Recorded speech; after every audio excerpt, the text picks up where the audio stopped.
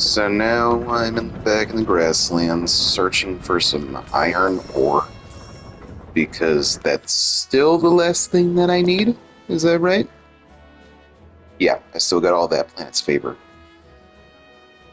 But even though the game auto-saved after I wanted to change the language, the spoken language, it didn't count. I ended up loading an autosave way back to when I only had 10 iron ore.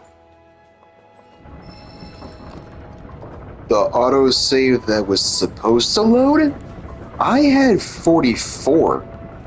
So I was almost done.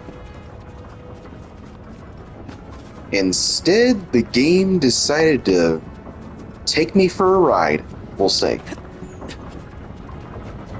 I don't know why it felt like doing that. I don't remember it doing this before, but now I know. I have to save manually in case I don't want to lose my dadgum progress. I can't understate how stupid this is. I saw it. I saw you do it. You didn't just check save data. I exited it out of the settings and then you saved the data. So you lied to me. That's the only conclusion I can come to. Oh, you wanted me to autosave the data? I thought you meant not do that. My bad. Yeah, it is your bad. Hypothetically sentient technology. And I hope you're ashamed of yourself.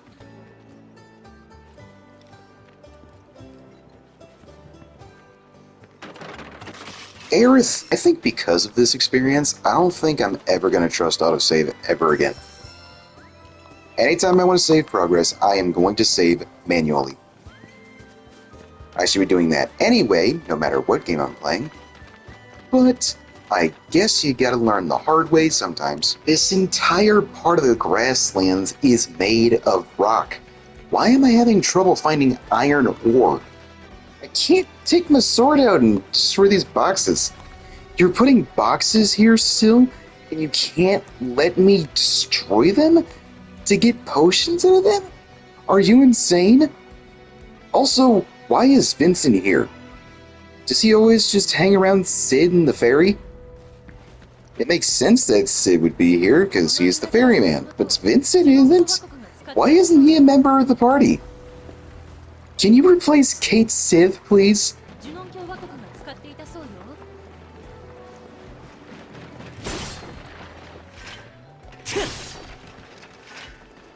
You can't do that, game, okay?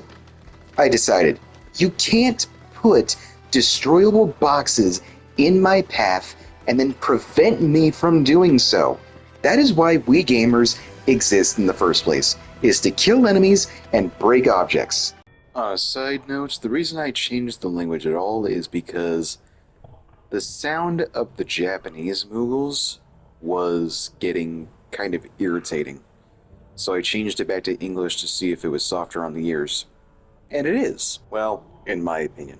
The voice isn't as high-pitched. I also checked to see what it was like to hear Aerith and Tifa in both French and German. Sadly, no Italian option. And nothing of note. The voices don't sound bad. They don't sound better. They're both just the French and German options, if you want them. But unless you are French or German yourself, why would you? The English dub is good, but I've really been enjoying the Japanese dub. Everyone's voices match how they look. The acting is good, from what I can tell. Not native. When I think about the English dub, particularly for both Aeris and Tifa, the actresses were very breathy about it for some reason, and I don't know why. It's not too bad. Sometimes I'll watch a clip of the game in the English dub online, and it's fine. Other times, though, I hear it and think, is she okay? I guess this is another con you can point to of the game. Not sure if it was in the original or not. But gathering materials for certain items that need to be transmuted, it is a chore. And I imagine that part of the reason why it's a chore is because the world is too big. Maybe it's just because I'm tired right now. It's like 2 o'clock in the morning right now. But even if I weren't tired, I don't think I could say that I'm having fun right now. Granted, at one point, I sold a lot of my iron ore, because I didn't think it would be useful later. I was thinking about other items and equipment that would be very useful to the party, like bracelets with more materia slots, materia to go in the slots, other types of weapons with stronger physical attacks or more magic attack. How was I supposed to know I was going to need a bunch of iron ore to make a bracelet so I could level up my experience of item transmusion just so I can make another item from transmusion to use in a side quest involving the most annoying character in the game? Is she attractive? Yes. But I hate that I think that, because she has a trash personality. She's a schemer, which I would like if she were likable or funny about it, but she's neither of those things. She's like if Yuffie was a worthless NPC and the annoying factor was turned up to maximum. With poor additional characters in mind, Chadley and May. I can't stand these two either. I told myself that my goal this time would be completing every side quest, and now I'm kicking myself in the butt for it.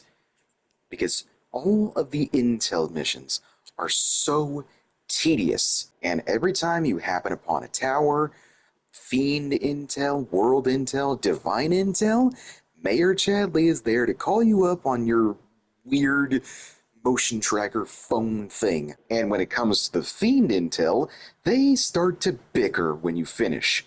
I don't want to hear either of these two robots bickering. One, robots are not good at it. Two, bickering is annoying. So robotic, annoying bickering. Why would anybody want to hear that? Is that what makes people laugh in Japan? All of this is to say is that I'm not a fan of the way in which 7 is so dense. All of these additions probably trying to help make the world feel more realized, and all it does is make me feel like I'm wasting time. If any of these missions were actually fun, I would be singing a different tune. Tackling side quests that deepen my relationship with my party members, yeah, some of them are not fun, some of them are even dumb actually, but I am working towards a goal.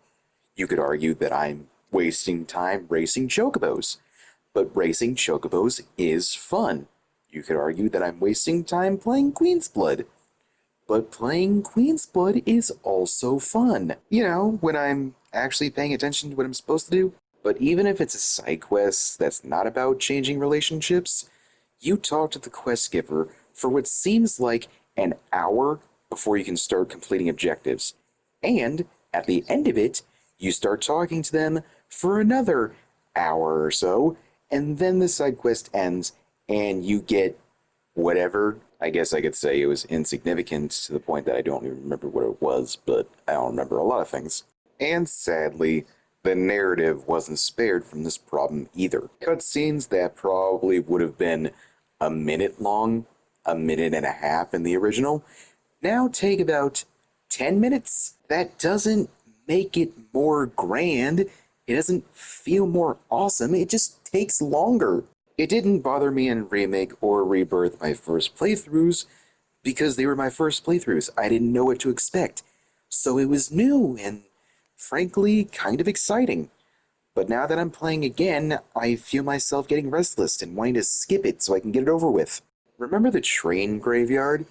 Apparently, that was entirely skipped in the original. Which gives me another reason to play the original. Because the train graveyard in Remake was an absolute bore. No, I don't care about these dead kids. Can we get back to the Sector 7 slums now, so we can watch the plate fall?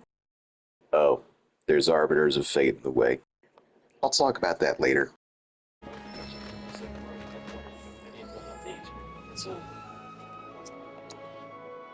About time. Now, what do we need? Just 5 ether onions? Great Malboro tendril and 1 Jabberwock horn. How do we find those?